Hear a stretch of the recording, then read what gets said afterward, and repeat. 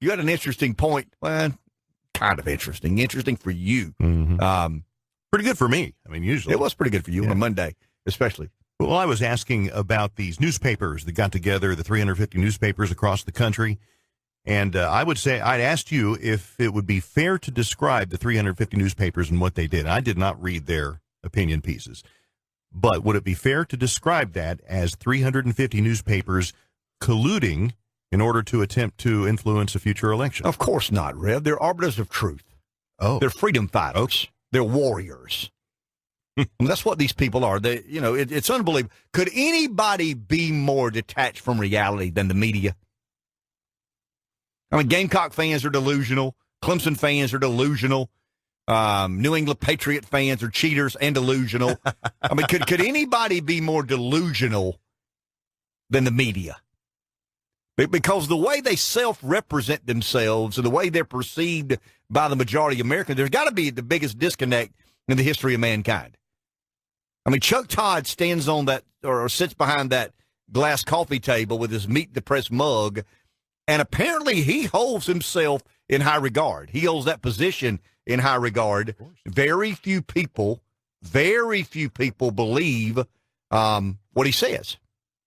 Very few people trust what he says, but he's the guy that stands there and says, the most trusted name in news, and we're trying to get to the bottom of all the facts of the matter.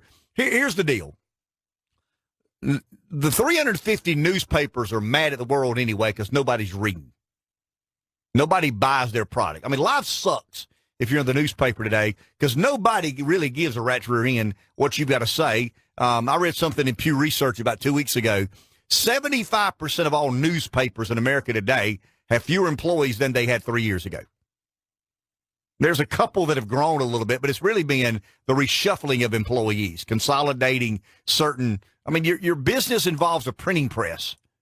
I like to say that. I mean, imagine the likelihood of being successful when your business model in today's digital era, your business requires a printing press. Good luck with that. So I think there's a lot of personal disgruntlement with the newspaper in particular. I'm not talking about television or radio or, Facebook and Twitter and all these. I mean, they've kind of evolved, and to some degree, in fairness to the newspapers, they have too. They have a digital presence and paywalls and whatnot. But the days of, you don't argue with people who buy ink by the barrel.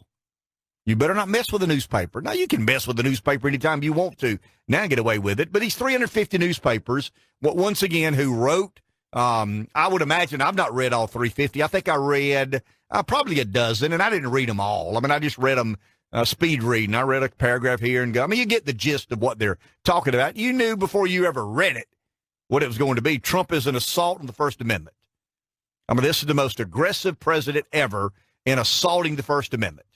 He doesn't understand the free press, the necessity of the free press. Trump's winning. I mean, it's as simple as that.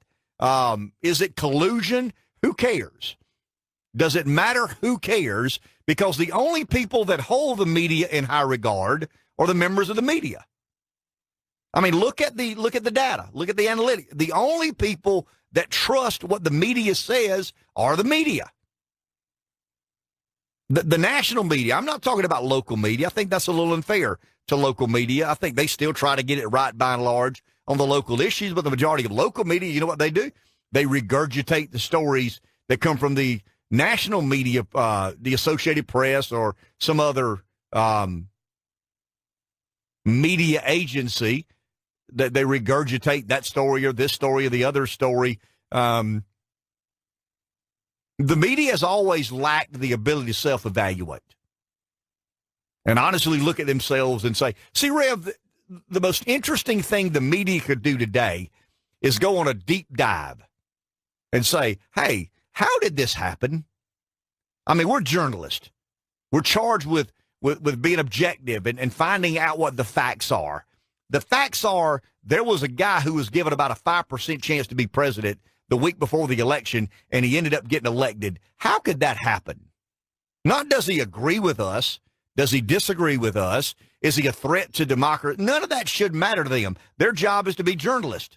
and report the facts. And the most monumental fact of the past 2 years was a guy nobody thought was going to win won.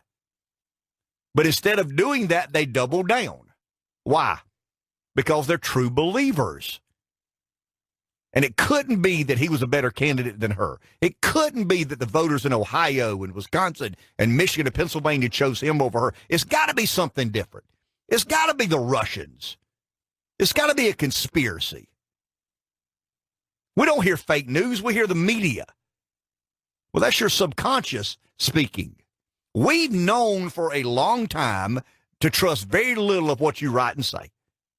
See, that's the advantage we have. They believe we're not the sharpest knives in the drawer, but we're not as dull as they think we are. And they go to these Ivy League institutions and they get these degrees and they're pedigreed and they've got the bona fides to allow them to be in those intellectual heavens. And we're down here in the hinterlands and flyover country doing the best we can. Well, I mean, the dirty secret has always been we are so much more aware of you than you are us. And I think there's beauty and liberation in that. But to your point, I don't think there's collusion. I think it's just a group of people who see the world in the same way. They all work it. I mean, you've heard the numbers. You know the data. You know the statistics. The mainstream media in America today is dominated by people who see the world in a very liberal way. And I'm not talking about 65%. I'm not talking about 70%. I'm talking about somewhere between 85 and 90% of all journalists are liberals. Well, I mean, if 85 or 90% of all journalists are liberals, is it a big surprise when you end up with a liberal media? Of course not. And I have no idea. I've had some friends in the media, and I had this discussion. Why do so many liberals end up in positions of influence within the media? And they really don't have a good answer. I mean, there is no technical or analytical answer. There's just an answer of it is what it is. 85 to 90% of people who report on the political news in America today see the world in a very liberal way. Do you believe those people are going to give Donald Trump the time of day, decent and fair? Of course not. Absolutely not. But because they're true believers. And it's obvious when you see Chuck Todd, who produces and does a lot of the executive producing of Meet the Press, when he says, the story from Meet the Press yesterday, that there was not a mention. And this is how there was not a mention of the governor of New York saying America's never been that great. Well, I mean, if your job is to talk about stories, if Meet the Press professes to be a serious journalistic endeavor that talks about relevant and real issues that the American public care about, then why was there no mention of a potential presidential candidate on one side of the political aisle saying something as stupid as America's never been great?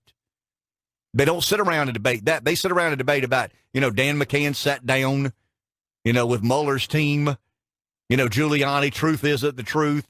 I mean, it's so obvious to us what they're up to. That's why they're not a threat to me. And I think they're less of a threat to the American public because we kind of listen with one ear and let it go out the other. It's a little bit entertaining to us to watch it. I mean, I chuckle. I don't mind telling you. I watch CNN and I kind of laugh a little bit because I'm like, how do they believe that anybody in America takes them serious? I mean, when Jake Tapper comes on and says these things, I mean, how does he really believe that people take him serious? It's only a slither of the population who pay close attention and trust anything they say. I do it a little bit for entertainment. I do it a little bit for edification. I do a little bit because it's part of my job to hear what CNN has to say, to hear what MSNBC has to say, to hear what Fox News has to say.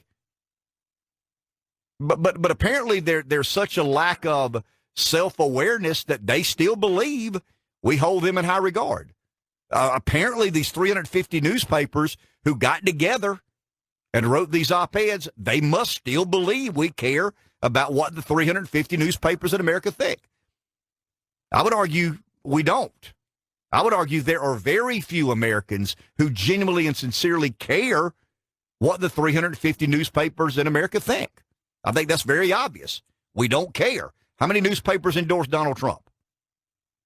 Very few. I mean, one or two all over the country. So why would we expect anything different? They're true believers.